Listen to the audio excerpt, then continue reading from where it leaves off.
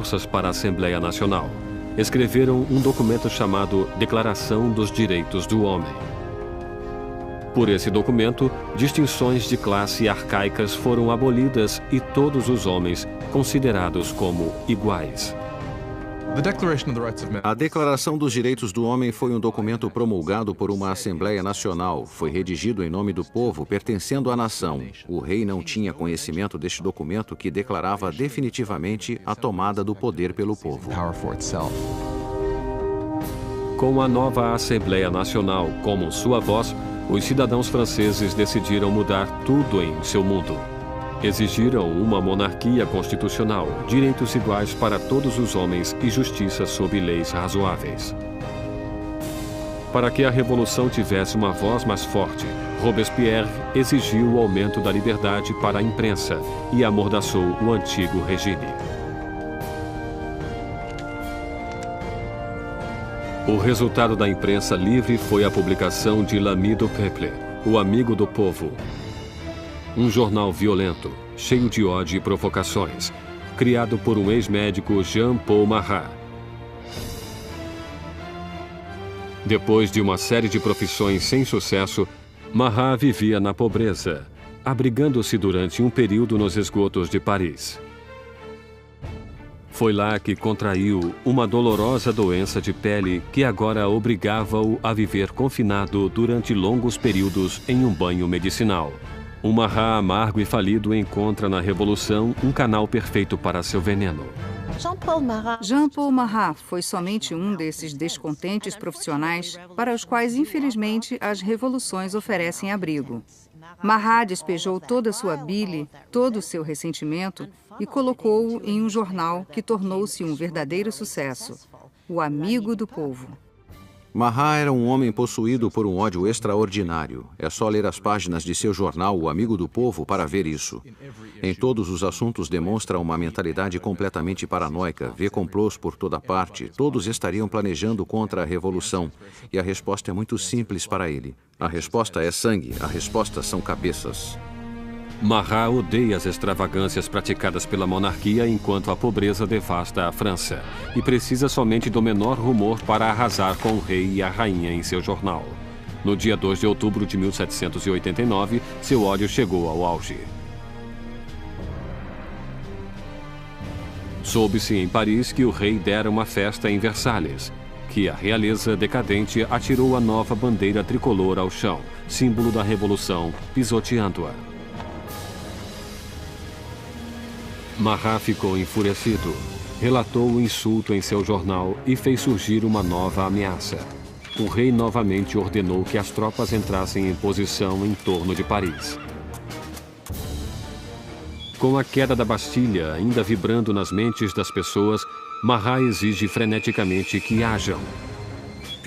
Povo de Paris, está na hora de abrir os olhos. Sacudam seu torpor.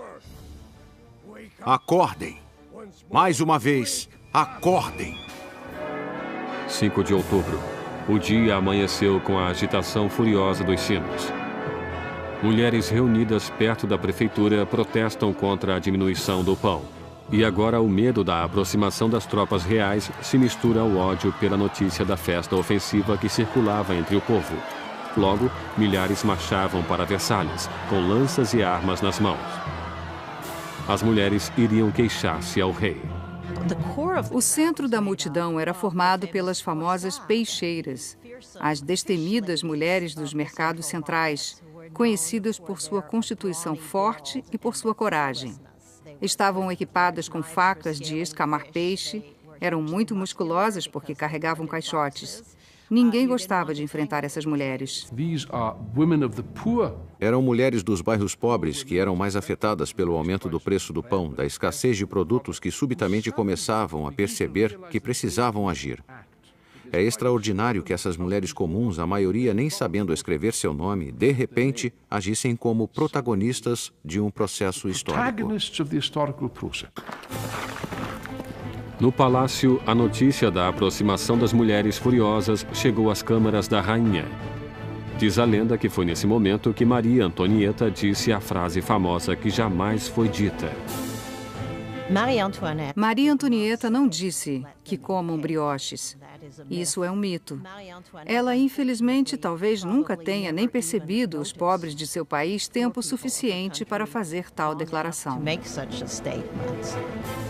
Quando as mulheres reuniram-se fora dos portões, Luís compreendeu que a revolução não poderia mais ser ignorada.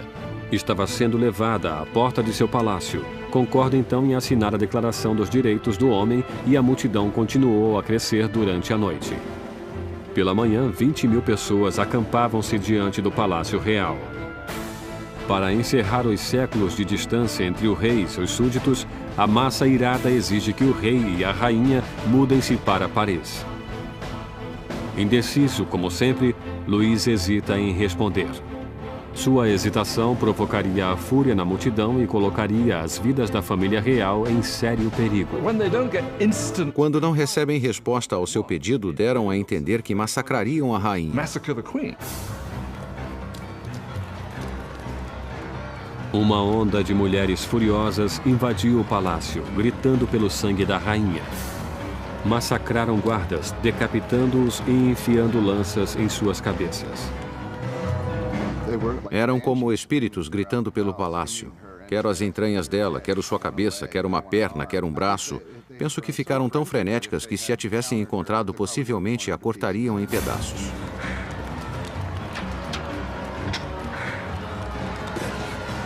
Temendo por sua vida, Maria escapa para os aposentos de Luís, poucos momentos antes das mulheres penetrarem em suas câmaras e estraçalharem sua cama.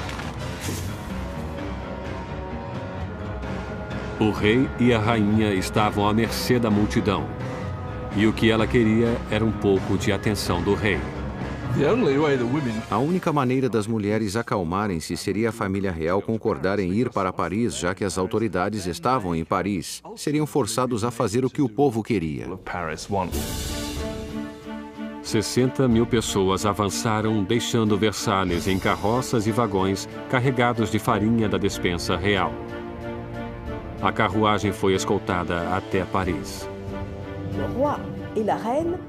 O rei e a rainha foram forçados a ir para Paris junto com as cabeças de seus guardas, que foram massacrados no palácio.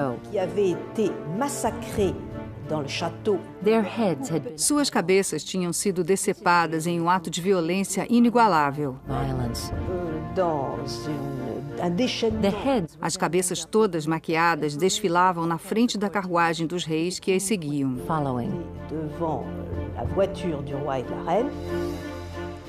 O rei e a rainha deveriam habitar agora o Palácio das Tulherias. Nunca mais veriam Versalhes. Quando a família real mudou-se para Paris, passou a ser prisioneira. Eles sabiam, todos sabiam, havia grandes limites para o que poderiam fazer ou sonhar fazer. Eram os prisioneiros da capital, não havia a menor dúvida. Versalhes ficou abandonada e a Assembleia mudou-se para Paris. O poder agora estava com o povo. A França teria uma democracia, novas leis e uma forma notável e inesquecível de justiça que seria inaugurada no palco revolucionário: a guilhotina.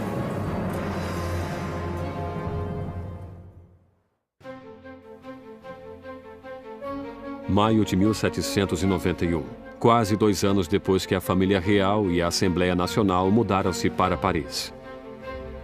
Robespierre dominava a Assembleia e o Clube Jacobino, uma sociedade de debates formada em um monastério jacobino, onde reuniam-se. Naquele momento, acreditava-se que o centro da Revolução e Robespierre falavam com a força da moral. Seu verdadeiro norte era sempre o povo. Logo recebeu o apelido de O Incorruptível. A França agora era uma monarquia constitucional. O rei foi obrigado a dividir o poder com os revolucionários na Assembleia, mas a parte de Luís diminuía dia a dia, enquanto era obrigado a assinar lei após lei diminuindo sua própria autoridade, além de outra do regime feudal, a da Igreja Católica. Luís decidiu que chegara a hora de fugir da nova república e montar uma campanha para reclamar seu reinado. Luís decidiu em 1791 que precisava retomar o controle do país. e sabia que só poderia fazer isso com a ajuda de um exército estrangeiro. Teve então a ideia de fugir do Palácio das Tulherias e dirigir-se para a fronteira mais próxima. 21 de junho de 1791. O rei e a rainha, disfarçados como criados, fugiram do olhar ameaçador de Paris. Planejavam conquistar sua liberdade. Já passava da meia-noite quando a família real chegou à pequena cidade de Varennes, 160 quilômetros a leste de Paris. Estavam perto da fronteira da Áustria, a salvação estava próxima. Mas seu caminho para a liberdade não foi adiante.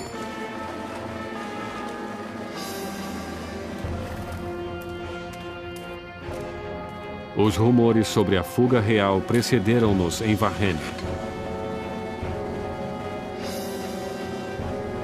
Um oficial da cidade parou a carruagem pedindo seus passaportes.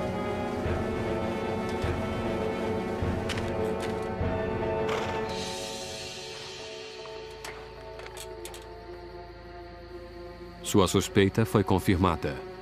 Era a assinatura do próprio rei. Ele ficou surpreso com a visão de seu rei. Mas a guarda revolucionária não demonstrou reverência pela realeza. O rei esperava que o povo o reconheceria e que haveria uma rebelião em seu favor. E, para seu horror e surpresa, não se deslumbravam ao reconhecê-lo. Viam-no como um fugitivo e imediatamente foi preso e levado a Paris. A ideia de que o monarca abandonara seu povo foi psicologicamente catastrófica. Esse acontecimento rompeu o laço entre Luís e seus súditos.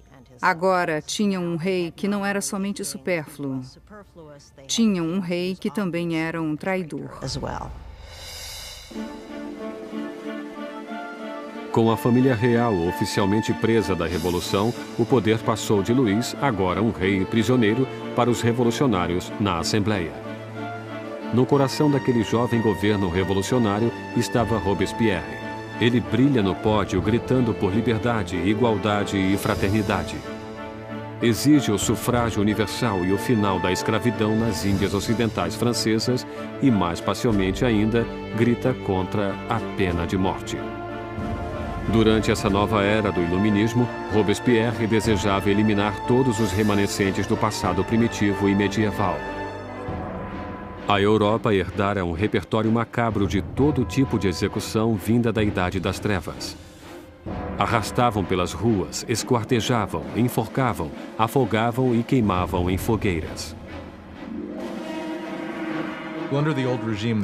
Sob o antigo regime havia uma escala de castigos terríveis e a decapitação era um castigo reservado para a nobreza, e uma das coisas que os revolucionários queriam desde o início era que todos fossem iguais na morte. Queriam simbolicamente que o mesmo castigo fosse aplicado em todos. Apesar da oposição de Robespierre, uma nova máquina de morte tomou o palco central de Paris. Seu inventor, Joseph Ignace Guillotin, criou um novo tipo de máquina que transformasse a antiga decapitação em um ato mais humano. O Dr. Guillotin descreve sua nova invenção para a Assembleia. O mecanismo cai como um raio. A cabeça separa-se do corpo, o sangue jorra e o homem está morto. Sendo um apreciador do derramamento de sangue, o jornalista Marat anuncia entusiasticamente o novo invento, dando-lhe o nome de guilhotina, que logo seria conhecida por outro nome, a navalha nacional. Os revolucionários franceses acreditavam em valores humanos. Acreditavam não ser necessário causar sofrimento desnecessário. E o que gostaram sobre a guilhotina era sua rapidez, eficiência. E até onde se sabe, já que ninguém voltou para dizer, era indolor. A guilhotina silenciou os inimigos internos da Revolução. Qualquer um que fosse suspeito de tramar a volta de Luís ao trono. Mas eram os inimigos que rodeavam a França que mais preocupavam a Assembleia. Havia um temor de que membros da família real que fugiram para a Áustria lançassem uma contra-revolução. A Assembleia convoca um ataque preventivo, uma declaração de guerra contra a Áustria. Mas Robespierre era contra. Robespierre é uma das poucas vozes que opunha-se à guerra, pois pensa que o inimigo venceria. Robespierre tem medo do país não estar pronto.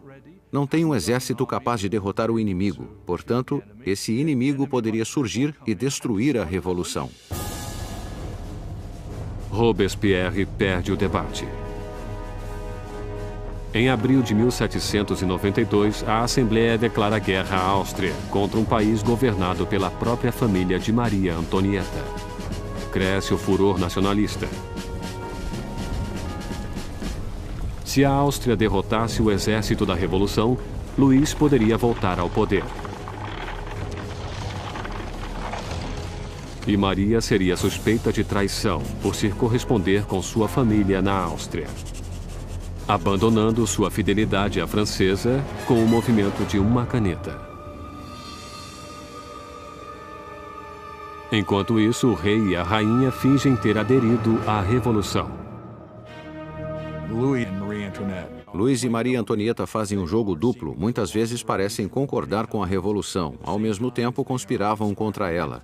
Estavam tentando sobreviver. Se quisermos ser generosos, eles eram sobreviventes, mas se quisermos olhar do ponto de vista revolucionário, estavam mentindo. Com as grandes perdas sofridas pelo exército francês na fronteira, chega a notícia de que a Prússia, aliada da Áustria, juntara-se à invasão. As tropas inimigas são mobilizadas sob o comando do Duque de Brunswick, um general prussiano. A tensão percorre as ruas de Paris. E então, os jornais publicam uma carta do Duque de Brunswick, um manifesto para a destruição de Paris se qualquer mal sucedesse ao rei e à rainha. A confusão espalhou-se. Todos queriam salvar suas vidas. 10 de agosto de 1792, 27 mil cidadãos armados, animados por um ódio indignado, dirigem-se para o Palácio das Tulherias e caíram sobre os guardas do rei em um ataque selvagem. No final do dia, mais de 800 pessoas de ambos os lados estão mortas. O rei foge para esconder-se na Assembleia, mas não existe mais a monarquia. Luís é oficialmente destituído de seu título. Nascia a República Francesa. A lâmina da guilhotina foi batizada com o sangue dos guardas remanescentes de Luís.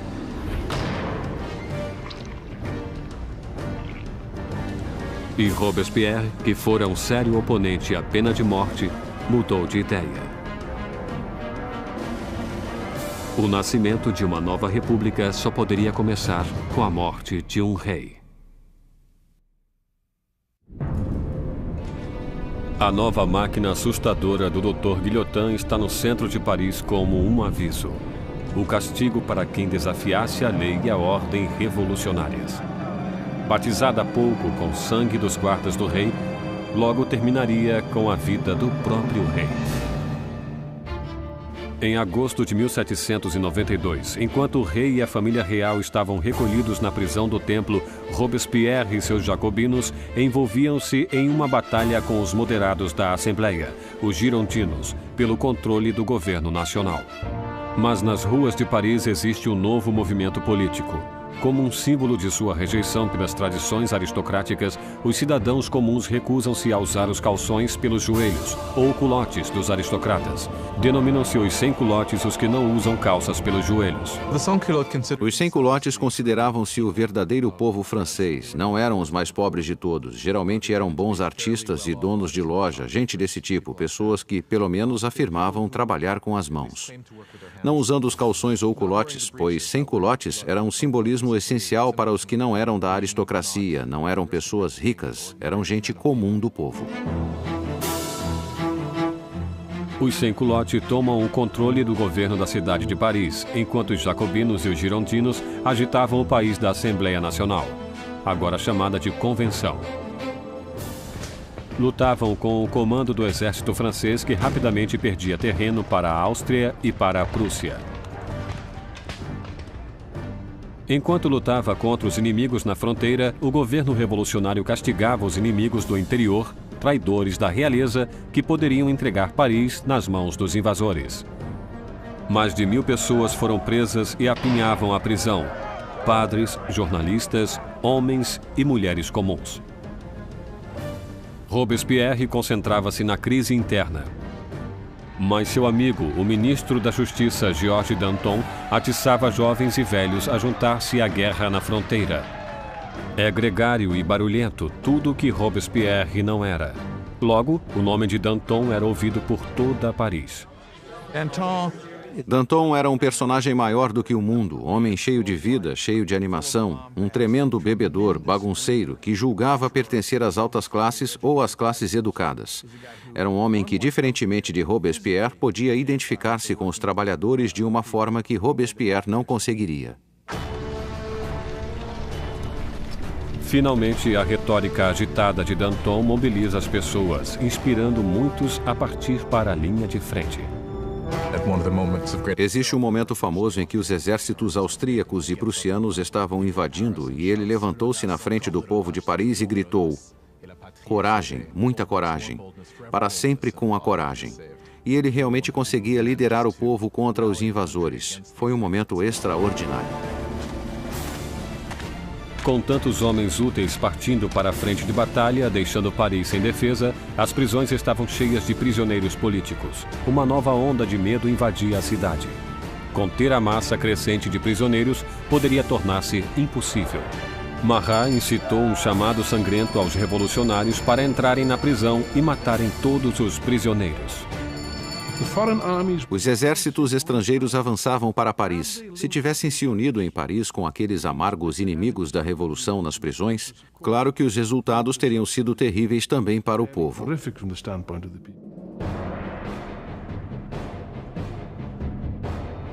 Na primeira semana de setembro, chegaram notícias desastrosas da frente de batalha. A Prússia tomara Verdun, uma cidade na estrada para Paris. O inimigo agora estava muito próximo.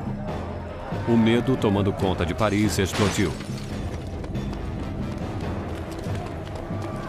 Os sans-culottes invadiram as prisões e atacaram ferozmente os prisioneiros. Nenhum traidor permaneceu vivo.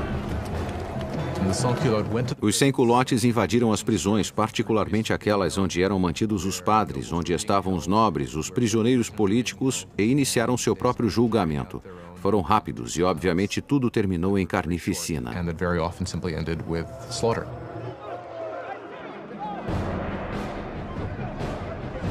Mulheres eram estupradas brutalmente, padres eram destripados, aristocratas cortados em pedaços. Há uma estimativa de que mais de 1.600 pessoas foram mortas em questão de dias. Quando a notícia do massacre de setembro espalhou-se pela Europa, os inimigos da Revolução estavam a salvo.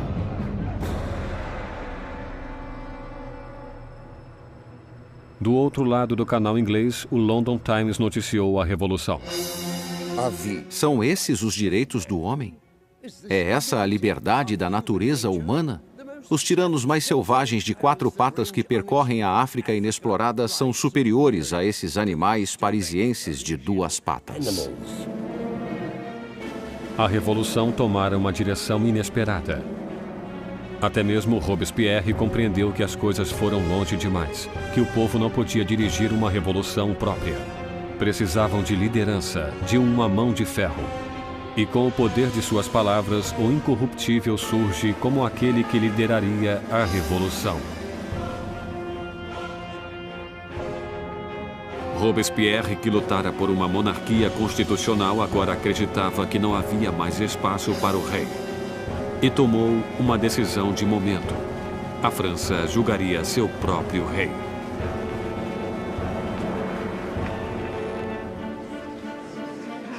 Após a conclusão do veredito, a única questão era a sua única punição.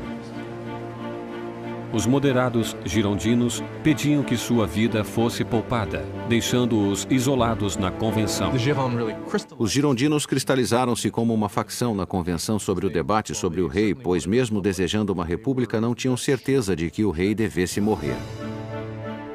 Mas os girondinos foram vencidos pelos jacobinos que queriam sangue. Por que os jacobinos queriam matar o rei? Creio que queriam matá-lo porque, como Robespierre disse brilhantemente, temos que matar o rei para que a revolução viva. Se o rei estiver certo, a revolução estará errada. Em qualquer sistema que tenha existido, só existe uma penalidade para a traição, e esta é a morte. E nesse sentido, se o rei era culpado de trair o país em tempos de guerra, então deveria morrer como traidor.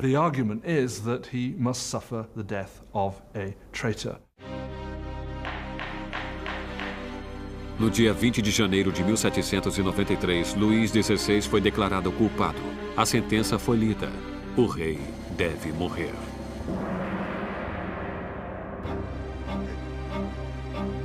Naquela noite, ele reuniu-se brevemente com a família.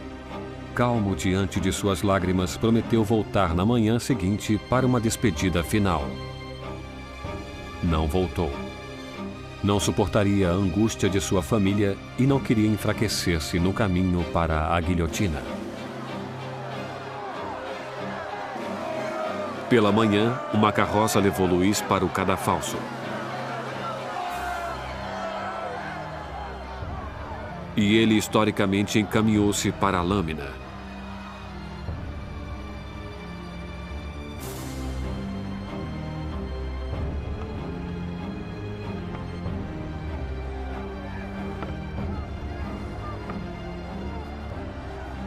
Tentou dizer algumas palavras.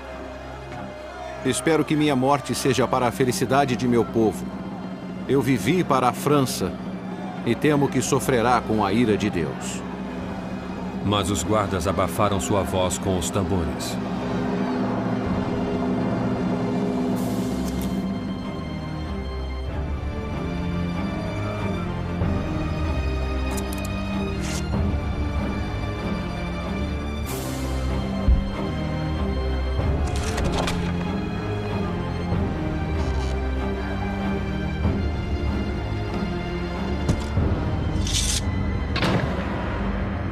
Às 10h22 da manhã, o homem que fora rei não mais existia. Na prisão do templo, Maria ouviu os tiros de canhão anunciando a morte de seu marido. Desmaiou de desespero.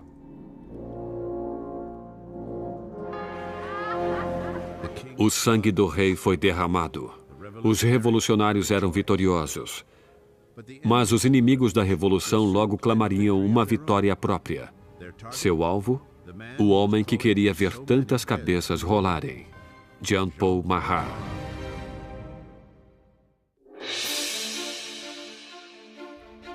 A execução de Luís XVI marcou a vitória dos revolucionários. Quando a jovem nação da República Francesa literalmente nascia do sangue. No final de 1792, os radicais jacobinos, acreditando que a jovem revolução corria o perigo de ser sabotada por traidores, incitavam a revolução por meios cada vez mais violentos. Mas os girondinos, representando o povo do campo francês, queriam diminuir a violência por medo de que ela levasse a uma guerra civil. Seu maior opositor, Jean-Paul Marat, ataca os girondinos com tiradas cada vez mais furiosas em seu jornal, dando nomes aos que acreditava estar planejando contra a revolução. Marat, que já pedira a execução de 200 pessoas, agora queria 200.000 cabeças. Quando olhamos para o jornalismo de Marat, vemos que ele tem um princípio básico que é ser mais extremista do que qualquer outro e pedindo a morte de pessoas. Em seu jornal, sempre dizia, se ao menos decepasse algumas cabeças, nada aconteceria. E quando as coisas não iam bem, se cortasse mais cabeças, então ficariam bem. Subitamente, o povo de Paris começou a massacrar o povo, e Marat é o primeiro a levar o crédito por isso. Mas o movimento radical não foi aceito em toda parte. O povo de fora de Paris estava furioso com a tremenda brutalidade dos jacobinos e pediram o fim do derramamento de sangue. E a mensagem chega à encantadora Charlotte Corday, uma jovem inteligente e determinada do interior. Charlotte Corday era uma pessoa comum da cidade de Caen.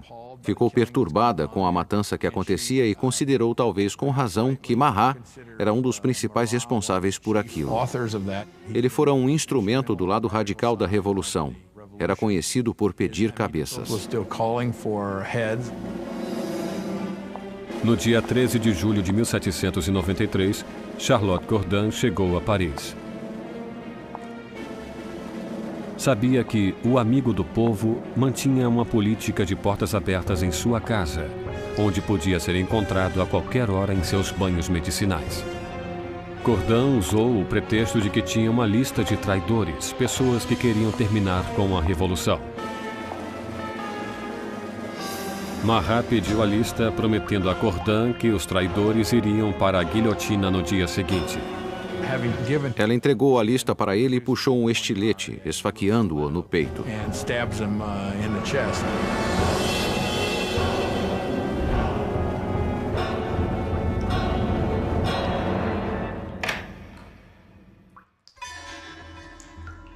O chamado amigo do povo morreu rapidamente. A voz irada de seu jornal calou-se.